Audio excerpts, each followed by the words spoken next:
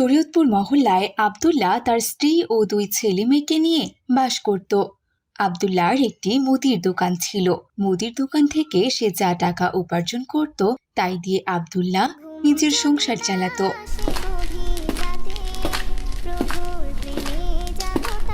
আদিবা, কোথায় মা তুমি? এই দেখো মা, বাবা তোমার জন্য চিপস নিয়ে এসেছে।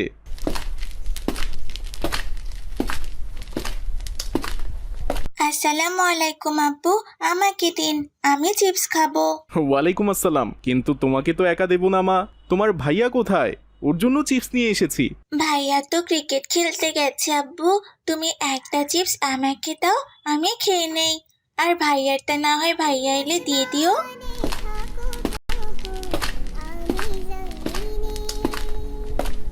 আমি এসে গেছি, দাও আব্বু, আমাকে আমার চিপসটা দাও, খুব খিদে পেয়েছে।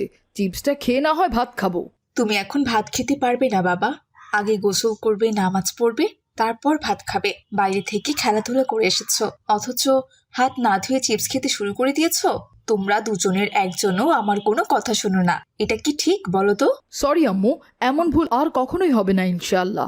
নেক্সট টাইম থেকে আমরা ভালো করে সাবান দিয়ে হাত ধুয়ে খাবার খাবো। সাইমের এমন কথা শুনে আয়েশা ভীষণ খুশি হয়। এভাবে সুখে শান্তিতে তাদের জীবন কাটছিল।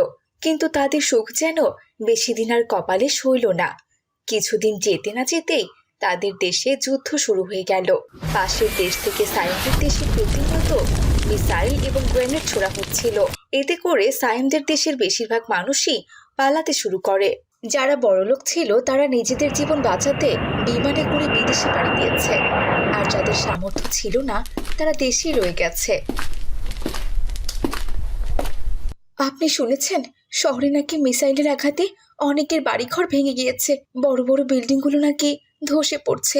একটু আগে খবরে দেখলাম লাখ লাখ মানুষ মারা গেছে। আমার খুব ভয় করছে, আমাদের ছেলে মেয়েদের আবার কিছু হবে না তো? ইনশাআল্লাহ কিছু হবে না ওদের, এ নিয়ে তুমি কোনো চিন্তা করো না। যেহেতু এখনো কোনো মিসাইল আমাদের এখানে আঘাত আনেনি, তার মানে এদিকে হয়তোবা কোনো হামলা হবে না। আমি আজকে দোকান থেকে আমাদের খাওয়ার জন্য প্রয়োজনীয় চাল, ডাল, তেল এবং বেশি করে বাজার এনে বাড়িতে রেখে দেব। দেশের অবস্থা ভালো না, কখন কি হয় তা বলা যায় না। আমি তাহলে আসছি আয়শা, বাচ্চাদের দেখে রেখো, আর বেশি বেশি করে আল্লাহ তাআলাকে ডেকো যেন তিনি আমাদের সাহায্য করেন। ঠিক আছে, সাবধানে যাবেন। আসসালামু আলাইকুম। ওয়ালাইকুম আসসালাম। এই বলে আব্দুল্লাহ তার দোকানে যায়।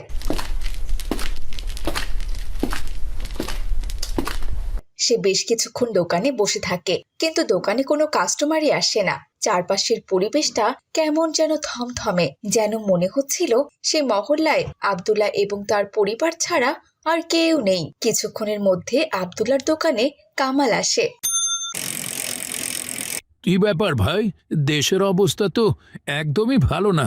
এইরকম অবস্থার মধ্যেও আপনি কিনা দোকান খুলে বসে আছেন? দোকান না খুললে খাবো কি ভাই বলো তো? তাই দোকানে বসেছি। তাছাড়া আজ হলেও মরতে হবে, কাল হলেও মরতে হবে। আল্লাহ তাআলা যেভাবে চান সেভাবেই আমাদের মৃত্যু হবে। তাই আমি মৃত্যুকে একদমই ভয় পাই না। এবার বলো তো তোমার কি লাগবে ভাই? আমি অনেক কিছুই নেব ভাই। আজকে তো তোমার দোকান ছাড়া আর অন্য কোনো দোকানের কিছুই খোলা দেখছি না, তাই তোমার দোকান থেকেই সব খরচপাতি কিনতে হবে। যাই হোক, আমাকে 5 কেজি চাল, 1 কেজি ডাল আর 5 কেজি আটা দাও। ও হ্যাঁ, সাথে 5 কেজি মুড়িও দিও। এ কি ভাই, তুমি তো একসাথে কখনো এত কিছু কেনো না, তাহলে হঠাৎ আজকে এত খাবার কিনছো কেন? না কিনে আর কোনো উপায় আছে ভাই? দেশে যুদ্ধ চলছে, খবরে দেখতে পাচ্ছ না কি ভয়াবহ অবস্থা। আমরা তো শহর থেকে অনেক দূরে আছি, তাই একটু নিরাপদে আছি। যারা শহরে আছে তাদের অবস্থা তো ভয়ঙ্কর খারাপ। যখন তখন বড় একটা বিল্ডিংয়ের ওপর মিসাইল পড়ছে, বোমা পড়ছে, তাদের তো জীবনের কোনো নিরাপত্তাই নেই। সেই তুলনায় আলহামদুলিল্লাহ আমরা খুবই ভালো আছি। তাছাড়া দেখছো না, তোমার দোকান ছাড়া আজকে আর কেউই কোনো দোকানই খুলেনি। কাল যদি তুমি কোনো দোকান না খোলো তাহলে খরচপাতি কিনবো কোত্থেকে বলো তো? এই তো এই জন্যই কিছু শুকনা বাজার করে রাখছি। কথাগুলো অবশ্য তুমি মন্দ বলনি ভাই। তুমি এক কাজ করো, তোমার বাজারের সাথে সাথে আমার বাজারগুলো আমার বাড়িতে নিয়ে যাও। তোমার তো রিক্সাই আছে। আমি 1 বস্তা চাল, ডাল আর শুকনা কিছু খাবার দিচ্ছি, এগুলো নিয়ে গিয়ে তোমার ভাবিকে দিও। ঠিক আছে ভাই, দিন। এরপর আব্দুল্লাহ কামালকে বাজার দিয়ে দেয়। এরপর কামাল নিজের বাড়িতে বাজার রেখে আব্দুল্লাহর বাড়িতে যায় বাজার দিতে। মা আদিবা, তোমার বাবা বাজার দিয়েছে, এগুলো নিয়ে যাও তো মা। জি আঙ্কেল, আমি এক্ষুনি নিচ্ছি। আদিবা সমস্ত শুকনো বাজারগুলো ঘরে রেখে দেয়। এদিকে চারদিক থেকে বোমার শব্দ ভেসে আসছে। চারদিক থেকে বোমা আর মিসাইলের শব্দ আসছে, মনে হচ্ছে আমাদের এদিকেও হামলা হবে। হে মহান সৃষ্টিকর্তা, আপনি আমাদের সাহায্য করুন, আমাদের রক্ষা করুন।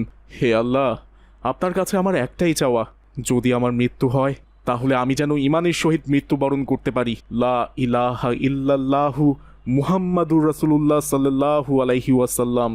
আব্দুল্লাহ এই কথা বলতে না বলতে তার দোকানে একটি মিসাইল এসে পড়ে, আর সাথে সাথে আব্দুল্লাহর দোকানটি কোথায় যেন হারিয়ে যায়। আর আব্দুল্লাহ লাশ হয়ে উড়ে গিয়ে একটি মসজিদের সামনে পড়ে। তার শরীর এমনভাবে পুড়ে যায় যে তার এলাকার কেউই তাকে চিনতে পারে না। হায় আল্লাহ, দেশের কি অবস্থা হয়েছে! এতটাই করুণ অবস্থা হয়েছে যে আমার চোখের সামনে পুড়ে যাওয়া লাশ এসে পড়ছে, অথচ আমি চিনতেই পারছি না লাশটা কার। লাশটা আমার কোন মুসলিম ভাইয়ের। তোমরা কে কোথায় আছো? তাড়াতাড়ি আসো, জানাজা পড়াতে হবে যে। এরপর পুরো এলাকায় ছড়িয়ে পড়ে আব্দুল্লাহর মৃত্যুর কথা। আব্বু, তুমি আমাদের ছেড়ে কোথায় চলে গেলে? এখন আমাদের কি হবে? আমি কাকে আব্বু বলে ডাকবো? এখন থেকে কে আমাদের চিপস এনে দেবে? তুমি ফিরে এসো আব্বু, ফিরে এসো। এখন আমাদেরকে দেখে রাখবে কে আব্বু? তুমি আমাদের কত আদর যত্নে আগলে রেখেছিলে, এখন আমাদের আগলে রাখবে কে? আমরা যে এতিম হয়ে গেলাম। এভাবেই সাইম আর আদিবা কান্নায় ভেঙে পড়ে। আর আয়েশা তার স্বামীর মৃত্যুতে এতটাই কষ্ট পেয়েছিল যে সে জ্ঞান হারিয়ে মাটিতে পড়ে যায়।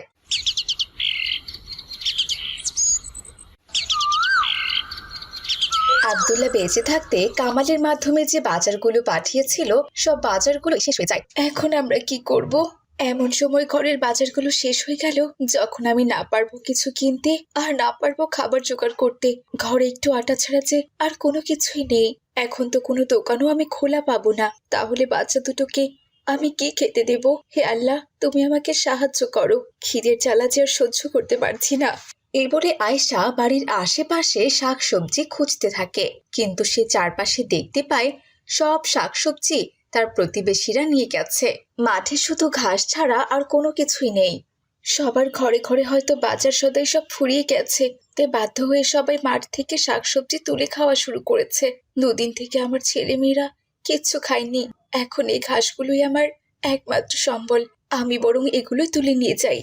এরপর আয়েশা মাঠ থেকে ঘাস তুলে নিয়ে যায়। সে ঘাসগুলো বেটে বাড়িতে থাকা অল্প আটার সাথে গুলিয়ে রুটি বানায়। শেষ পর্যন্ত মানুষ হয়ে আমাদের ঘাসের রুটি খেতে হচ্ছে মা। এত বড় পৃথিবীতে কি আমাদের সাহায্য করার মতো কেউ নেই? এই রুটি খেতে একদম জঘন্য, আমার খেতে ইচ্ছে করছে না মা, আমি বাইরে খেলতে গেলাম। এই বলে সাইম রাগ করে মাঠে খেলতে চলে যায়। সে তার বন্ধুদের সাথে খেলা করছিল। এমন সময় তাদের খেলার মাঝে একটি মিসাইল এসে পড়ে, আর সাইম সহ সব বাচ্চারা মিসাইলের আঘাতে ক্ষতবিক্ষত হয়ে যায়। আর শক্তিশালী মিসাইল হওয়ায় তাদের লাশগুলো আকাশে উড়ে যায়। এদিকে ছেলের মৃত্যুর খবর শুনে আয়েশা কান্নায় ভেঙে পড়ে। আর ছোট্ট আদিবা দুদিন থেকে না খেয়ে থাকায় সে কান্না করার মতো কোনো শক্তিও পায় না। শুধুমাত্র তার নিষ্পাপ চোখ দিয়ে অঝরে পানি পড়তে থাকে। আর পড়বে নাই বা কেন? ছোট ভাইয়ের মৃত্যু বলে কথা। তোকে আমি বারবার নিষেধ করেছিলাম বাবা, বাইরে বের হোস না, কিন্তু তুই কেন গেলি রে বাবা? মায়ের কথা একটা বারো ভাবলি না? তুই বাইরে না বের হলে তোকে আর হারাতে হতো না সোনা। আমার ছেলে কোথায়? আমি আমার ছেলের কাছে যাব। এভাবে আয়েশা কান্নায় ভেঙে পড়ে। এভাবে বেশ কয়েকদিন কেটে যায়। একদিন আয়েশা তার মেয়ের জন্য ঘাসের রুটি বানাচ্ছিল, আর আদিবা ঘরে বসে কোরআন পড়ছিল। এমন সময় আবারও তাদের বাড়িতে একটি শক্তিশালী মিসাইল এসে পড়ে, আর এক মুহূর্তের মধ্যে তাজা দুটো প্রাণ শেষ হয়ে যায়। এভাবে একটি সুখী পরিবার কয়েকদিনের ব্যবধানে শেষ হয়ে যায়। তো বন্ধুরা, এই গল্পটিতে আমরা মূলত ফিলিস্তিনের অসহায় পরিবারগুলোর দুঃখ কষ্টের কথা তুলে ধরেছি। আমরা হয়তো সবাই ঘরে বসে ভালো ভালো খাবার খাচ্ছি, ভালো জীবনযাপন করছি। অপরদিকে ফিলিস্তিনিদের জীবনে না আছে ভালো খাবার, না আছে ভালো পোশাক, আর না আছে বিশুদ্ধ পানি। তার সাথে চিকিৎসা তো একেবারেই নেই। ফিলিস্তিনের আকাশে বাতাসে শুধুমাত্র তাজা রক্তের ঘ্রাণ মিশ্রিত আছে। তাই আমরা অবশ্যই আমাদের ফিলিস্তিনি ভাই বোনদের জন্য দোয়া করব এবং ইসরায়েলের সমস্ত পণ্যগুলোকে বয়কট করব ইনশাআল্লাহ। এতে করে প্রত্যক্ষভাবে আমরা তাদেরকে সাহায্য সহযোগিতা না করতে পারলেও পরোক্ষভাবে সাহায্য করতে পারবো। ইসলামপুর মহল্লায় রাফি নামের ছোট্ট এক ছেলে তার বাবার সাথে বাস করত। সে 2 দিন থেকে স্কুলে যাচ্ছে না। এদিকে সকাল হয়ে গেছে। রাফির বাবা ফজরের নামাজ পড়ে এসে দেখে রাফি এখনো শুয়ে আছে। কি গো রাফি, সকাল 7টা বাজে, অথচ তুমি এখনো ওঠো নাই। স্কুলে যাবে না বাবা? কালকেও তো তুমি স্কুলে যাও নাই। বাবা, আমি ভাবছি আমি আর লেখাপড়া করব না, আমি তোমার সাথে জুতা পালিশের কাজ করব। তাছাড়া আমি তো জুতা পালিশ করা শিখেও গেছি, ইনশাল্লাহ আমি খুব ভালো করেই কাজ করতে পারবো। বাবা রে, আমি তো এখনো বেঁচে আছি। আমি বেঁচে থাকতে কখনোই তোরে জুতা বালিশের কাজ করতে দিব না। তোর ভালো কইরা পড়াশোনা করতে হইব, আর বড় হইয়া ভালো কিছু করতে হইব বাবা। খাবার খাইয়া রেডি হইয়া স্কুলে যা। আমি স্কুলে যেতে পারবো না বাবা, টিচার আমাকে স্কুলে যেতে নিষেধ করেছে।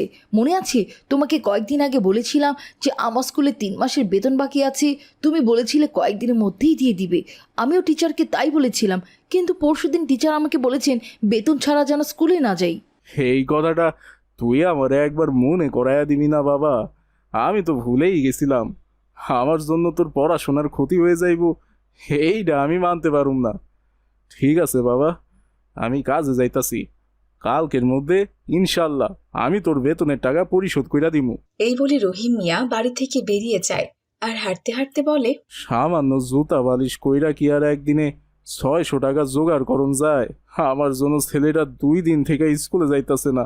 কি যে করি, হে আল্লাহ, তুমি আমারে সাহায্য করো। রহিম মিয়া পাশের এলাকায় জুতা সেলাই ও পালিশের কাজ করতেন, আর এই থেকে যা টাকা পেতেন তা দিয়ে সে তার সংসার চালাতো।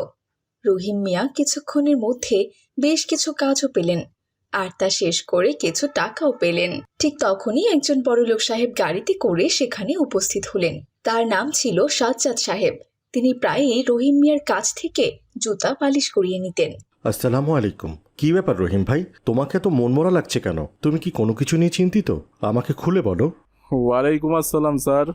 আসলে আপনারে কি যে কমু, এত চেষ্টা করছি তবুও সংসারের অভাবটা দূরই করতে পারতাছি না। এইদিকে আবার আমার ছেলেটার 3 মাসের স্কুলের বেতন দিতে পারি নাই বইলা স্কুলের মাস্টার ছেলেটারই স্কুলে আসতে নিষেধ কইরা দিছে।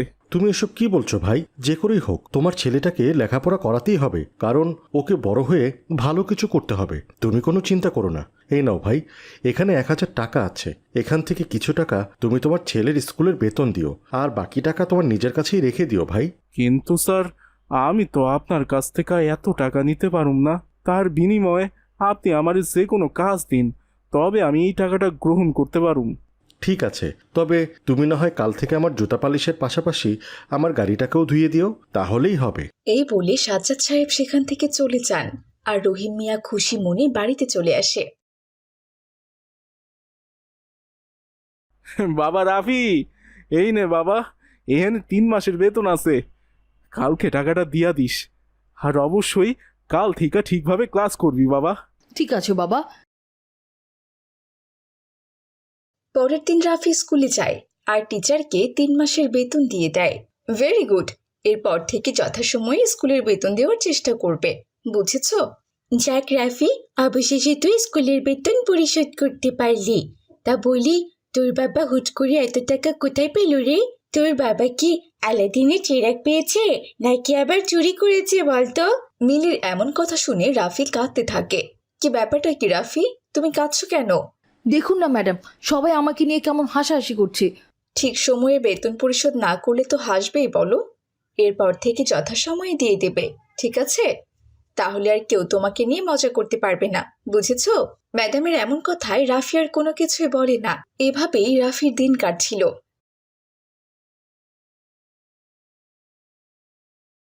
একদিন রাফির বাবা ভীষণ অসুস্থ হয়ে পড়লেন। রাফি তার বাবাকে ঔষধ খাইয়ে দিয়ে ব্যাগ নিয়ে স্কুলে চলে আসে।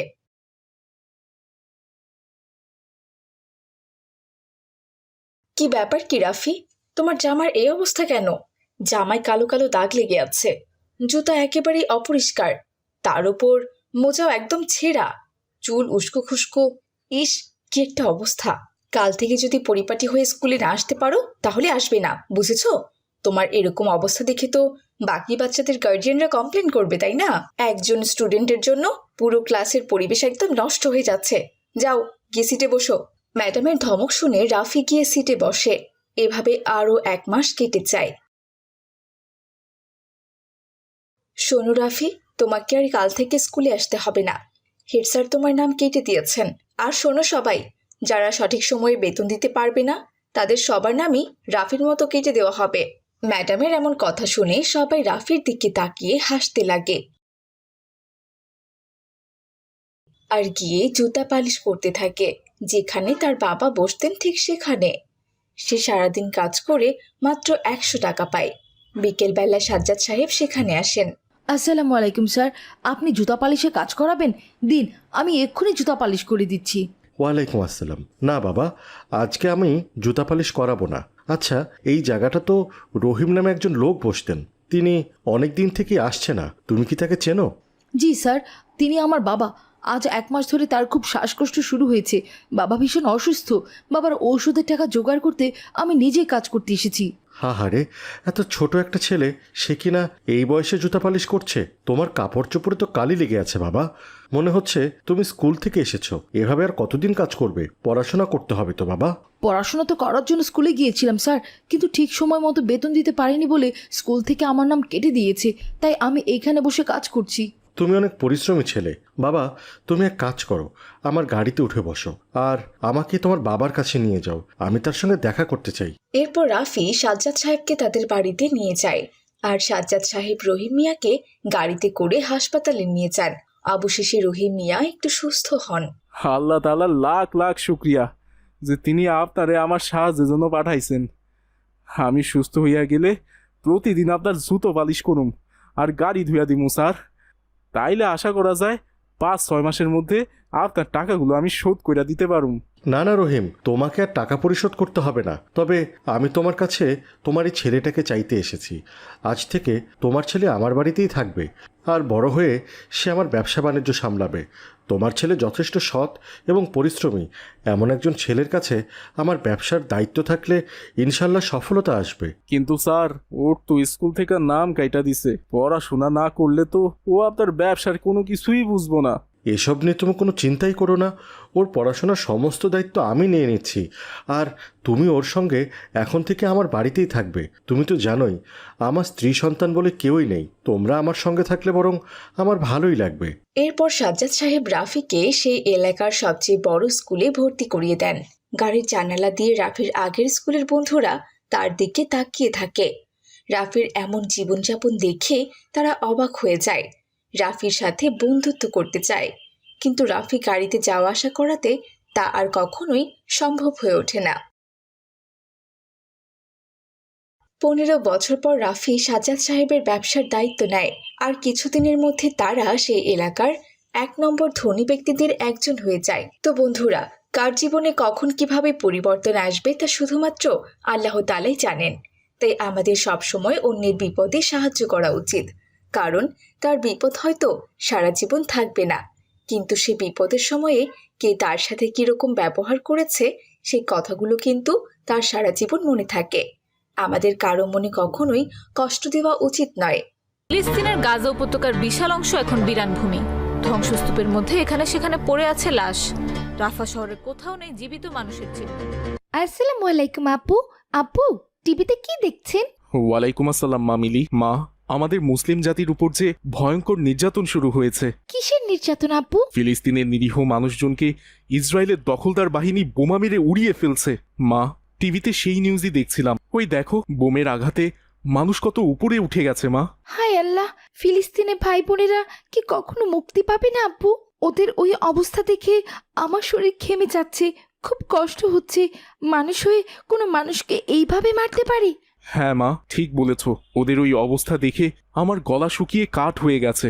যাও মা, ফ্রিজ থেকে ঠান্ডা কিছু নিয়ে এসো। হে আল্লাহ, তুমি ওদের হেফাজত করো। আব্বু, ফ্রিজে তো কোনো ড্রিঙ্কস নেই, যা গরম পড়েছে।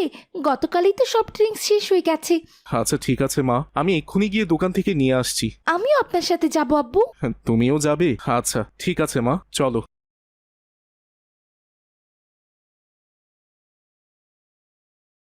আসসালামু আলাইকুম দোকানদার ভাই। ওয়ালাইকুম আসসালাম আব্দুল্লাহ ভাই, মেয়েকে নিয়ে দোকানে এসেছেন দেখছি। কি লাগবে মামুনি তোমার? চাচা চান আমাকে এক বোতল কোকা কোলা দিন। না মা মিলি, কোকাকোলা খাওয়া যাবে না, এটা ইহুদিদের পণ্য। কি বলছেন আব্বু, কোকা কোলা ইহুদিদের পণ্য?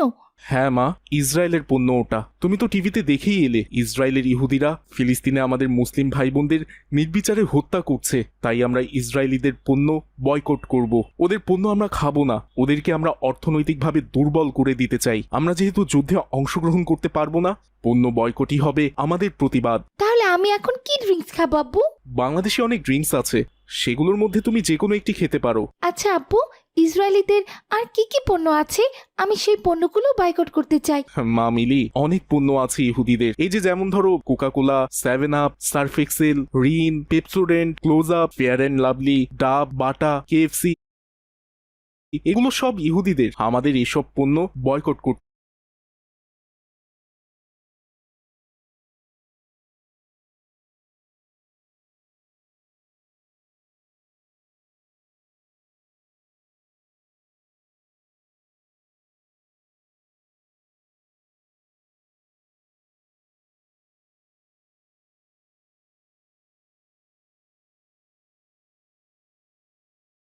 হবে। ইতিমধ্যে অনেক মুসলিম দেশ ইসরায়েলদের পণ্য বয়কট করা শুরু করে দিয়েছে মা। আমাদের দেশেও পণ্য বয়কট নিয়ে মিছিল হচ্ছে।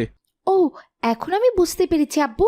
তাহলে আমি আর ইহুদিদের পণ্য খাবো না, আমি এখন থেকে বাংলাদেশি পণ্য খাবো। আঙ্কেল, আপনি আমাকে ইহুদিদের পণ্য ছাড়া যে অন্য ড্রিঙ্কসগুলো আছে সেগুলোর মধ্যে একটি ড্রিঙ্কস দিন। এই নাও মা। রহিম ভাই শোনেন, আপনাকে একটা কথা বলি। আপনি ইসরায়েলদের পণ্য বিক্রি করা বাদ দিয়ে দিন। ওসব অমুসলিমদের পণ্য বিক্রি করে আয় রোজগার করে পাপ কামাই করা লাগবে না। আমরা এখন থেকে আমাদের দেশীয় পণ্য খাবো ভাই। ঠিক বলেছেন ভাই, আমি আসলে জানতাম না এগুলো ইহুদিদের পণ্য। আমিও এখন থেকে ইহুদিদের পণ্য বিক্রি করা বন্ধ করে দিব ভাই। হ্যাঁ আমিন। আচ্ছা ঠিক আছে ভাই, এই নিন আপনার টাকা। আমরা তাহলে এখন আসি। আসসালামু আলাইকুম মাহাদি। ওয়ালাইকুম আসসালাম। কেমন আছো ভাই সায়েম? ভালো নেই ভাই মাহাদি, খুব কষ্ট হচ্ছে। কি বলছো ভাই সায়েম? তোমার আবার কিসের কষ্ট? তুমি জানো মাহাদি, ফিলিস্তিনের সাথে ইহুদিদের যুদ্ধ বেঁধেছে। হ্যাঁ ভাই, যুদ্ধ তো অনেক মাস থেকে চলছে। তুমি এটা কোনো কথা বললে ভাই মাহাদি? ফিলিস্তিনিরা আমাদের ভাই না? ওরাও তো মুসলিম।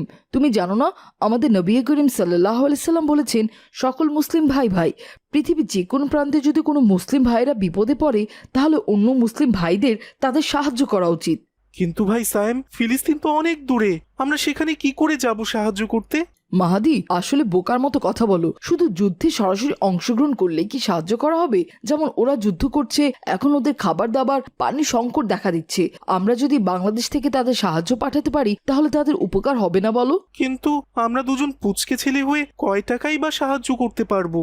ভাই মাহাদি, শুধু আমরা কেন সাহায্য করব? আমাদের মহল্লার সকলেরই সাহায্যের হাত বাড়িয়ে দিতে হবে। শোনো মাহাদি, আমার মাথায় একটি বুদ্ধি এসেছে। আমাদের মহল্লার সকল ছেলে মেয়েদেরকে কাল ডেকে যুদ্ধ বন্ধের প্রতিবাদ মিছিল করব, আর মহল্লা বাড়ি বাড়ি থেকে ডোনেশন তোলার ব্যবস্থা করব। আশা করি আমাদের মহল্লা অনেকেই ফিলিস্তিনি ভাই বোনদের এই বিপদের সময় তাদের পাশে দাঁড়াবে। ঠিক বলেছো ভাই সায়েম, এই বুদ্ধি তো আমার মাথায় আসেনি। তবে টাকা যে তুলবো, সে টাকা আমরা ফিলিস্তিনে পৌঁছে দেবো কিভাবে ভাই? চিন্তা করো না, সেই বুদ্ধিও আমার কাছে আছে। বাংলাদেশ সরকার ফিলিস্তিনকে সাহায্য করার জন্য একটি ফান্ড তৈরি করেছেন। আমরা টাকা উঠিয়ে সে ফান্ডে টাকা পাঠিয়ে দেব।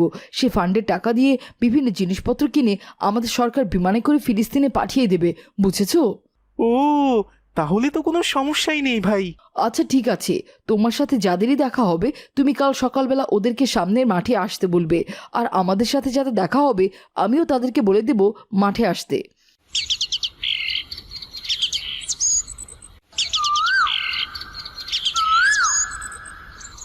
বন্ধুরা শোনো সবাই, তোমাদের উদ্দেশ্যে কিছু কথা বলি। তোমরা তো ইসরায়েলের নাম শুনেছ, ওটা একটা ইহুদি রাষ্ট্র, যারা আমাদের ফিলিস্তিনি অসহায় মুসলিম ভাই বোনদের ওপর জুলুম ও অত্যাচার করছে। ফিলিস্তিন ও ইসরায়েলের মধ্যে যুদ্ধ বেঁধেছে। তারা নির্বিচারে ফিলিস্তিনি নিরীহ শিশুদের হত্যা করছে, গণহত্যা চালাচ্ছে। আমরা এই অবস্থায় ঘরে বসে থাকতে পারি না, আমাদের প্রতিবাদ করতে হবে।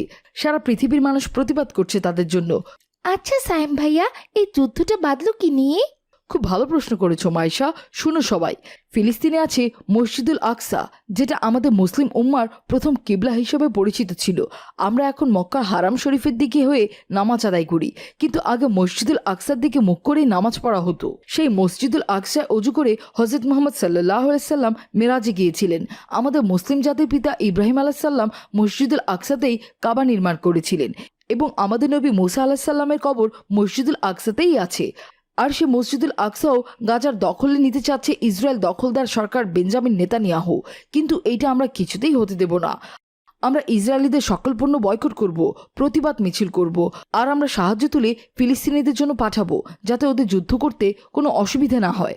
এখন চলো, এখানে ডোনেশন বক্স রাখা আছে, সবাই ডোনেশন বক্স হাতে নিয়ে আমাদের মহল্লার সকল বাড়ি থেকে ফিলিস্তিনিদের সাহায্যের জন্য টাকা তুলব। এখন সবাই ডোনেশন বক্স হাতে নাও, আমার পেছন পেছন চলো। ইসরায়েলের পণ্য বয়কট বয়কট বয়কট ইসরায়েলের পণ্য বয়কট বয়কট বয়কট ইসরায়েল সরকারের গালে গালে জুতা মারবো তালে তালে। জুতা মারো তালে তালে।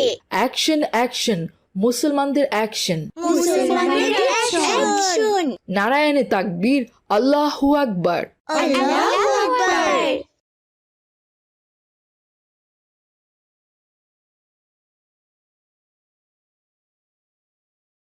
আসসালামু আলাইকুম আব্বু, আমরা ফিলিস্তিন মুসলিমদের সাহায্যের জন্য ডোনেশন তুলতে এসেছি। তাই নাকি? খুব ভালো উদ্যোগ নিয়েছো বাবা সায়েম, আমি তোমাদের উপর খুব খুশি হয়েছি। আচ্ছা ঠিক আছে, তোমরা এখানে একটু দাঁড়াও, আমি এক্ষুনি ডোনেশনের টাকা নিয়ে আসছি।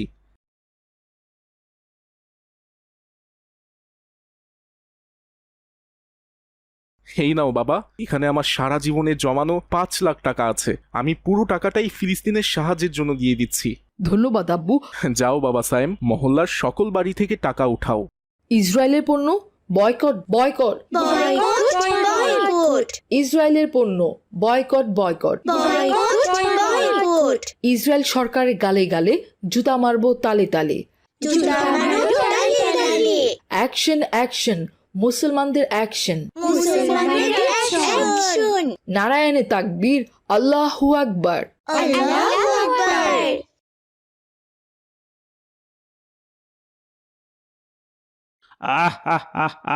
সারা দেশের মুসলমানরা ইহুদিদের পণ্য বয়কট করার ডাক দিয়েছে, আর আমি এই সুযোগে ইহুদিদের পণ্য আমদানি করে কোটি কোটি টাকা লাভ করছি।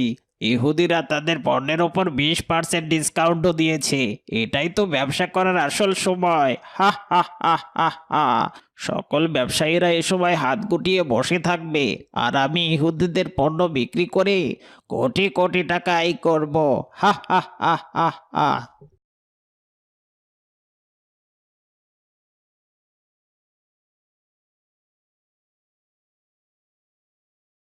আসসালামু আলাইকুম আঙ্কেল। ওয়ালাইকুম আসসালাম। কি ব্যাপার, তোমরা কি ইসরায়েলের বিপক্ষে মিছিল করছো নাকি? ওরা তোমাদের কি ক্ষতি করেছে? হ্যাঁ, তোমরা কি জানো ওরা যদি আমাদের দেশে পণ্য না দেয় তাহলে আমাদের দেশের সবকিছু অচল হয়ে যাবে? কি বলছেন আঙ্কেল? কেন অচল হবে? আমাদের দেশীয় পণ্য আছে না, আমরা আমাদের দেশীয় পণ্য ব্যবহার করব। হা হা হা হা হা। বোকার মতো কথা বলো না তো সাহেব। দেশীয় পণ্যের কি গুণ আছে? আমাদের বাংলাদেশের মানুষ কি আর ভালো পণ্য বানাতে পারে? ওদের পণ্য তো সারা বিশ্বে নাম্বার 1। এই দেখো, আমি তো ওদের পণ্য বিক্রি করে কোটিপতি হয়ে গেছি। কালই এই নতুন গাড়িটা আমি কিনেছি। কি বলছেন আঙ্কেল? আপনি এখনো ইসরায়েলের পণ্য আমদানি করেন? আরে করব না কেন? যেখানে লাভ বেশি সেখানেই তো এই হামিদ শিকদার ব্যবসা করবে। তা তোমরা কি জন্য এসেছো?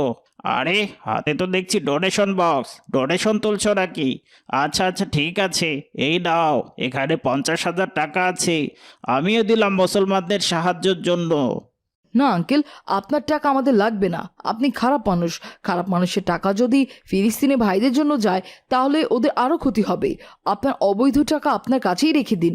এই চলো সবাই। এইভাবেই ছোট্ট ছোট্ট বাচ্চাগুলো পুরো মহল্লায় ঘুরে ঘুরে ডোনেশনের টাকা উঠিয়ে সেই টাকা দিয়ে ফিলিস্তিনি অসহায় ভাই বোনদের জন্য পাঠিয়ে দিল, আর তাদের প্রতিবাদ চলতেই থাকলো। তো দেখলে তো বন্ধুরা, ফিলিস্তিনি মানুষজন কতটা কষ্টে আছে। আমাদের সবার উচিত যার যার অবস্থান থেকে তাদের পাশে দাঁড়ানো, যেভাবে পারি তাদের সাহায্য করা, প্রতিবাদ করা। সবার প্রতিবাদের কারণেই এই যুদ্ধ বন্ধ করা সম্ভব। আমরা তাই কেউ ঘরে বসে থাকবো না, সবাই ফিলিস্তিনি ভাই বোনদের পাশে দাঁড়াবো, প্রতিবাদ করব। আজ তাহলে এখানে বিদায় নিচ্ছি ছোট্ট বন্ধুরা, ভালো থেকো তোমরা। আসসালামু আলাইকুম রহমতুল্লাহ।